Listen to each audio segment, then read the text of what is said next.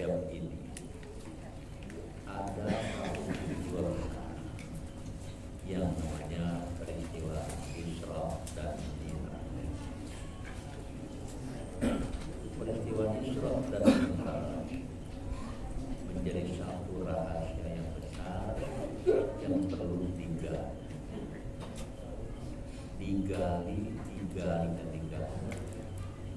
untuk memetik hikmah dari cucuran keajaiban perjalanan Rasulullah di dalam Mi'raj. Maka peristiwa Isra Mi'raj itu dibahas. Karena apa? Peristiwa Mi'raj tersebut di luar kemampuan akal dan di luar kemampuan baca. Kemampuan akal, tadinya akal disebut sebagai sumber pengetahuan yang benar.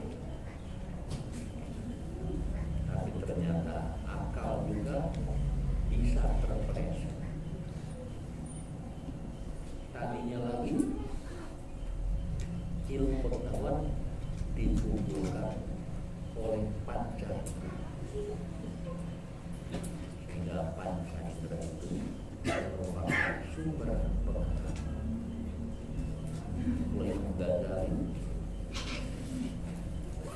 ilmu itu ada di hati. Di hati itu bisa diisi. Hati itu ibarat sumur, maka digalilah lubang-lubang yang sampai ke sumur. Nah, lubang-lubang itu adalah panca indera, sehingga panca indera merupakan sumber pengetahuan yang terkumpul di dalam hati. Ternyata panca indera itu pun tidak bisa dibenarkan. Akal tidak mampu, panca indera juga tidak mampu, karena ilmu pengetahuan disalurkan melalui panca indera menuju ke hati sumber air yang kesana tidak jernih, kotor, dan harus perlu penjernihan yang banyak. Dengan demikian, akal dan panca indera tidak mampu memberikan pengetahuan yang hati.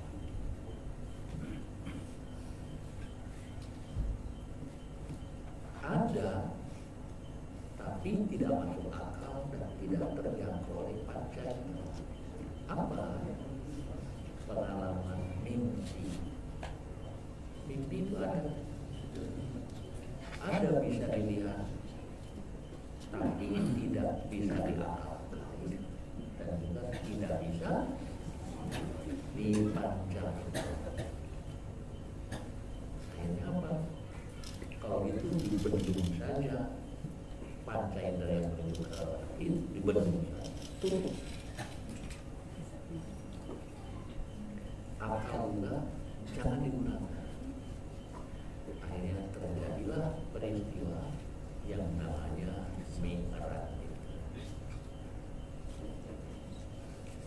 Dengan Mi'raj yang benar, akal bisa hidup, panca indera bisa membetulkan atau menyala. Nah, inilah pengetahuan yang sejati.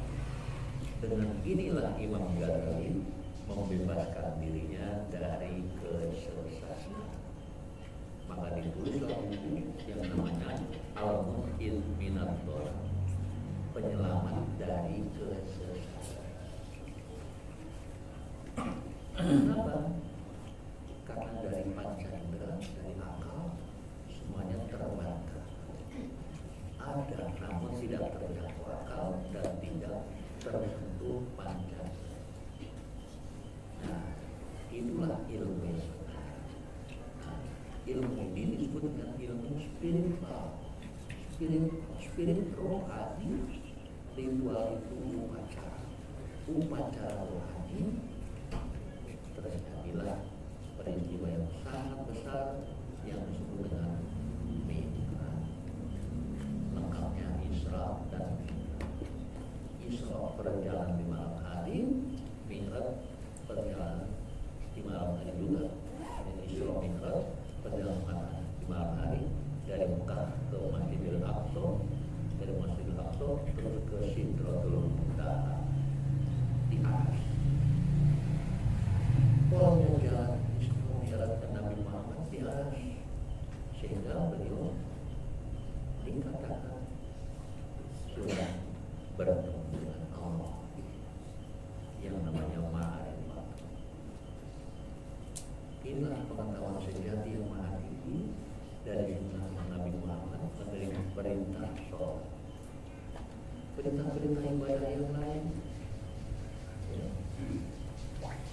semuanya diturunkan, tapi sholat diturunkan bila. Makanya ibadah sholat itu ibadah yang tinggi nilai, dijemputkan.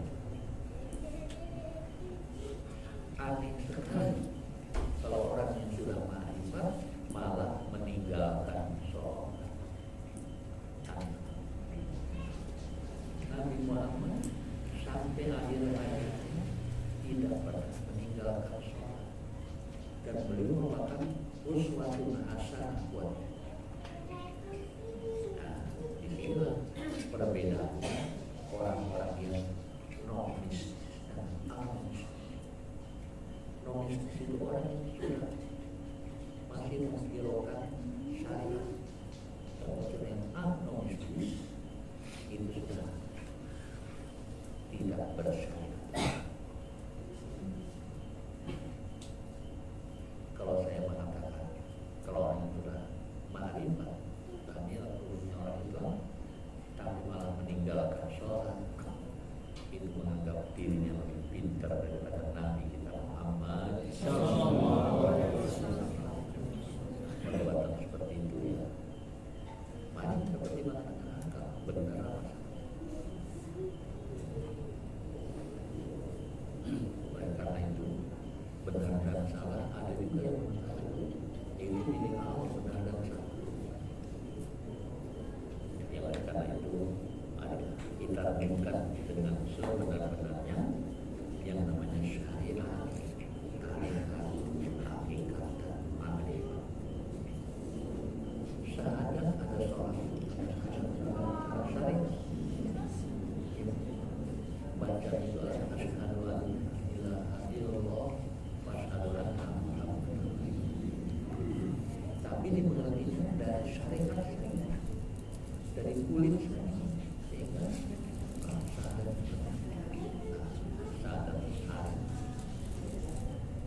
yang hakikat ini syahadat yang sudah mengucap, mengerti, memahami dan menjalankan. Karena itu iman, yang namanya iman tasdiqun bil qalbi, iqrarun bil lisan wal amal bil arkan. Pembenaran dengan qalbi, pengikraran dengan lisan, dan pengamalan dengan anggota badan.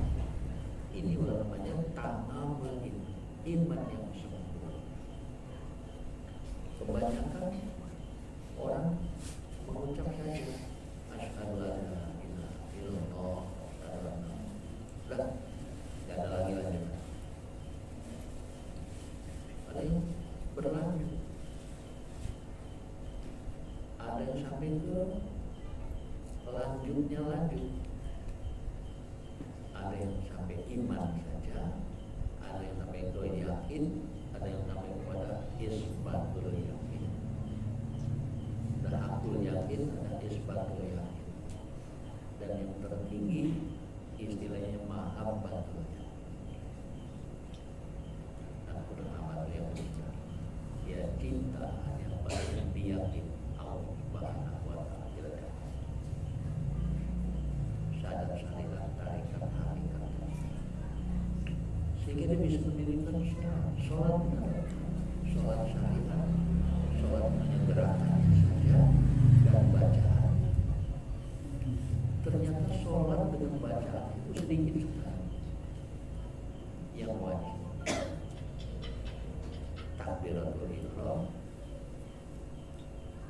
ada ruku, ada baca Al-Fatihah, ada ruku, ada i'tidal, ada sujud, sujud lagi, dan ada tahiyat, ada baca tahiyat akhir, ada baca salawat di dalam tahiyat itu yang akhirnya sempurna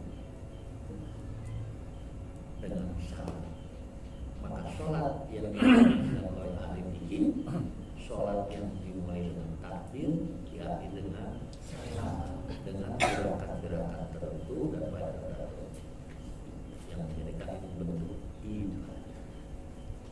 Puasa begitu juga, ada puasa syariat, tarikat, hakikat. Zakat begitu, haji semuanya pilihan dari umat ilmu. Kalau kita bisa melihat dari keempat ilmu tersebut, maka kita sudah insya Allah akidah kita tidak akan goyah. Yang namanya isbatul yakin, betul-betul isbat, tenang, tak berubah. Nah inilah arti dari nama perguruan kita yang namanya isbatul yakin. Jamaah yang namanya isbatul yakin. Jamaah isbatul yakin dalam golongan orang-orang yang telah menekankan yang bisa beribadah hanya Allah, tidak bisa.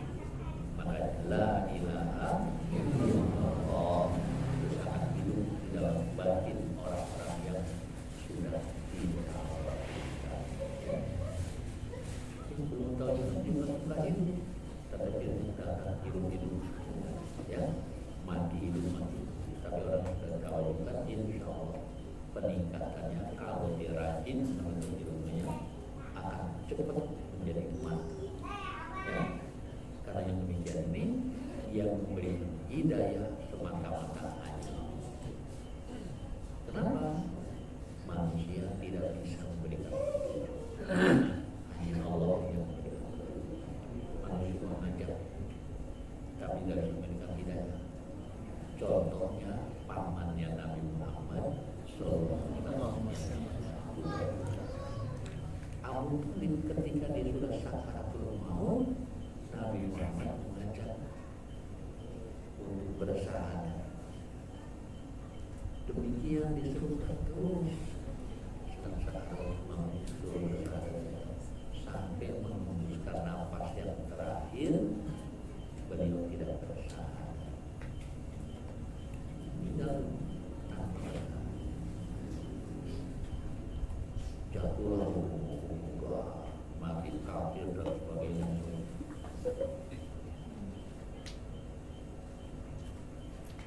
Nabi Muhammad pun sampai menangis, ya, nangis.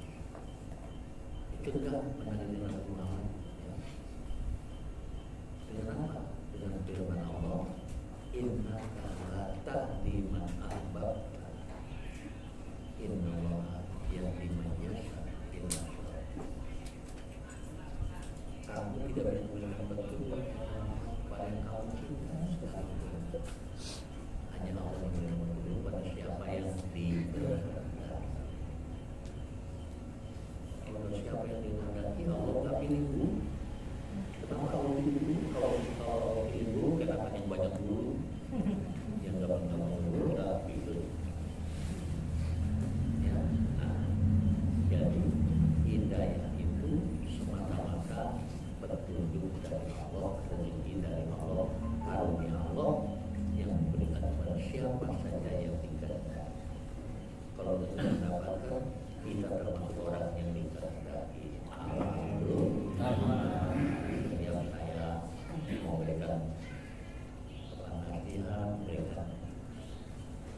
dia selalu awal dengan hamdah, selingi dengan wa salawat berkali dan dengan bacaan. Yang demikian inilah menunjukkan kepada ingat selalu kepada yang tidak pernah luput. Ya, oleh karena itu kita tingkatkan ibadah kita, terutama dengan sholat kita selalu itu yang di akhirat nanti yang ditanyakan oleh Allah kepada orang hamba bukan zakat, bukan puasa, bukan ibadah haji, tapi yang pertama adalah sholat. Awal ma yuhasabu bihil abdu yaumal qiyamah sholat. Awal pertama yang akan dihisab oleh Allah yaumal qiyamah pada seorang hamba adalah sholat.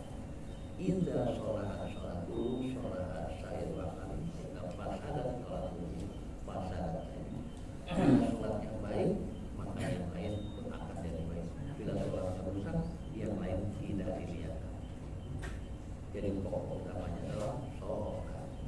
Nah, sholat yang disuruh oleh Allah diperintah untuk mengerjakannya, sholat yang khusus.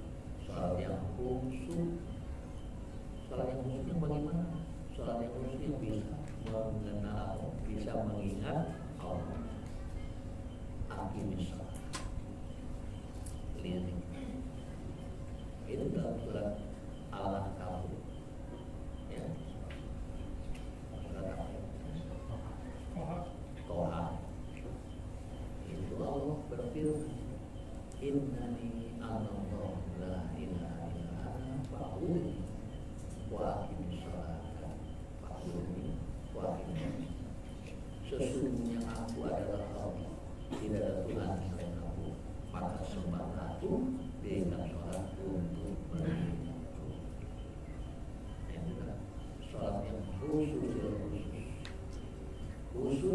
udah khusus, ada khususnya lagi, kekhususannya sudah lebih mendalam dari sehingga jiwanya menjadi jiwa yang selalu ingat kepada. Nah, inilah jiwa Nabi kita Muhammad sallallahu alaihi wasallam. Nah, dengan demikian maka sholat mari kita saling mengingatkan antara orang tua dengan anak-anak dan orang tua, antara guru dan murid dan guru saling mengingatkan.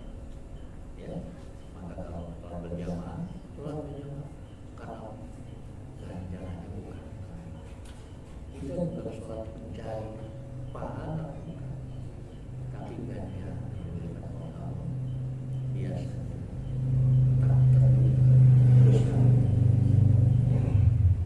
Seperti sholat maghrib berjamaah. Siapa yang tahu pahala sholat maghrib berjamaah, dia akan datangi juga meskipun jalan sambil berangkat. Karena jalan dia berangkat untuk berjamaah. Karena begitu besar pahala ganjaran. Pahala itu apa? Pahala seorang mengatakan itu upah kerja. Oh, kalau itu orang yang sholat karena mendapatkan upah kerja, ya, kayak kartu. Tahu kartu? Jongos. Ya, kalau kerja baru dibayar. Kalau kerja kalau dibayar bukan. Nah, apa begitu? Yang lillahi ta'ala sholat tidak pernah mengharapkan surga. Seperti dikatakan oleh Robiatul Adawiyah, dia seorang sufi tapi wanita. Dia sholatnya karena ingin pahala, sholatnya karena takut sama neraka, sholatnya karena mengharap surga. Andaikan Allah tidak menciptakan surga dan neraka, apa kalau masih mau ibadah? Buat apa ibadah? Surganya enggak ada. Biar aja gubernur sama nerakanya juga enggak ada. Ini neraka ada, surga ada. Nerakanya digedor-gedor, surganya kunci rapat.